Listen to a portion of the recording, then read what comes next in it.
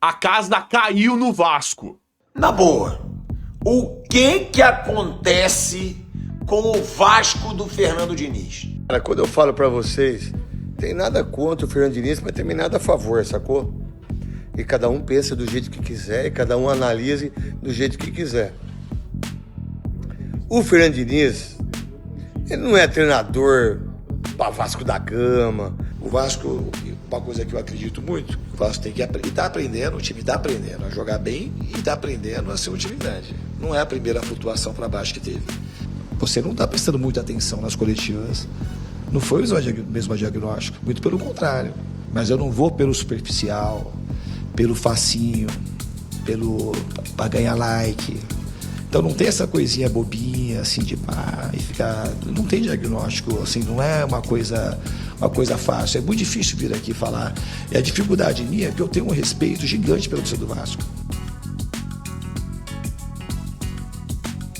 Na boa, o que acontece com o Vasco do Fernando Diniz? É surreal. Há pouco tempo eu tava fazendo um vídeo aqui elogiando o Fernando Diniz, recuperou o Vasco, Vasco de novo voltando a vencer, voltando a dar esperança pro seu torcedor. Aí agora, emplaca 3 derrotas ridículas o Vasco do Fernando Diniz, perdeu pro São Paulo em São Januário, perdeu de 3-0 pro Botafogo no Clássico e agora perde pro vice-lanterna, pro penúltimo colocado do Campeonato Brasileiro, Juventude, por 3-1 em São Januário. Não dá para considerar isso normal.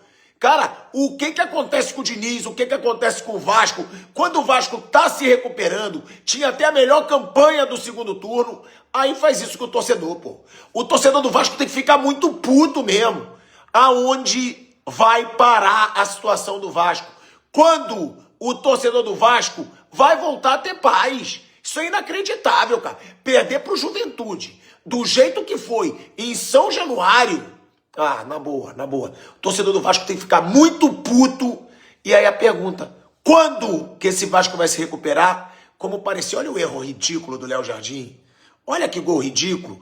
Quando que esse Vasco vai se recuperar? Como parecia que estava se recuperando. É muito louco isso. Cara, quando eu falo pra vocês, tem nada contra o Fernando Diniz, mas também nada a favor, sacou? E cada um pensa do jeito que quiser e cada um analise do jeito que quiser. O Fernando Diniz, ele não é treinador para Vasco da Gama, para Corinthians, para Flamengo. Cara, é a 3ª derrota consecutiva e você não enxerga absolutamente nada do time dele. E é uma mentira, porque vocês que falam do dinizismo, que para mim é uma besteira tremenda, a falta de organização, a falta de vontade, essa conversa, olha, eu quero fazer o cara melhor, eu quero fazer ele como homem. Não, meu irmão, quem tem que fazer como homem é meu pai e a mãe. É a estrutura. Não é um clube de futebol que sempre tratou muito mal os jogadores. O clube de futebol, ele quer que você jogue, que você trabalhe, que você faça gols, que você defenda, que você seja campeão.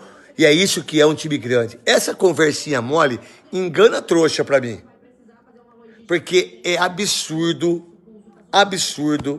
O que esse cara tem de moral foi para a seleção brasileira, 3-1 pro Juventude. O Vasco, uma coisa que eu acredito muito, o Vasco tem que tá aprendendo, o time está aprendendo a jogar bem e está aprendendo a ser um time grande. Não é a primeira flutuação para baixo que teve. A gente já teve pelo menos uns 2 ou 3 momentos assim. Esse é o 3º ou 4º momento na competição que a gente flutua para baixo. A gente tem que saber agora aprender como a gente aprendeu nas outras vezes e voltar a subir. Fernando Diniz, boa noite. Lineker Bionde, canal A Hora do Vasco. As suas coletivas são muito boas porque tem muitos diagnósticos. Então a gente consegue, de uma para outra, quase copiá-las, né? Só que a gente não vê muita mudança dentro de campo. O estilo de jogo é quase o mesmo, as atitudes de alguns jogadores também, por onde que eles percorrem, né? A gente não consegue ver uma mudança, uma variação. Queria entender e perguntar para você o seguinte, se nos próximos jogos, após 3 derrotas no Rio consecutivas e praticamente com os mesmos diagnósticos, se haverá mudança. Obrigado. Você vai melhorando a tua...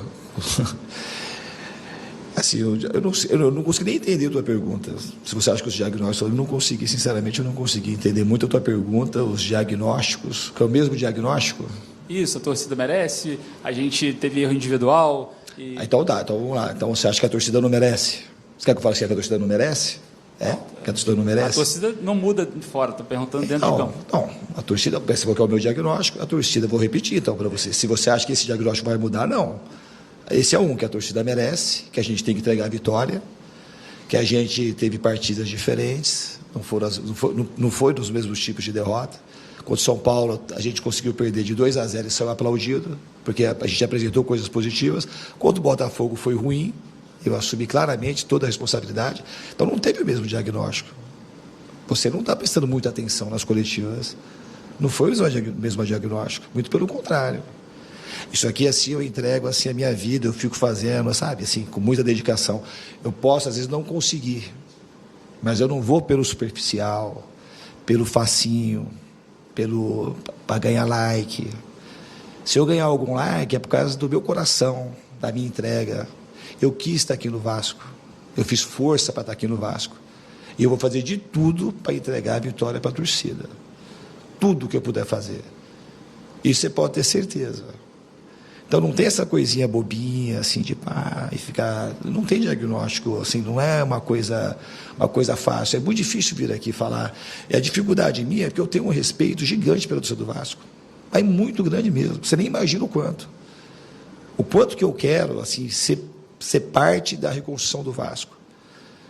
É uma alegria para mim, não é alegria só de vencer, não, é de ver a torcida na rua e fazer Vitória Vascão, esse negócio bonito.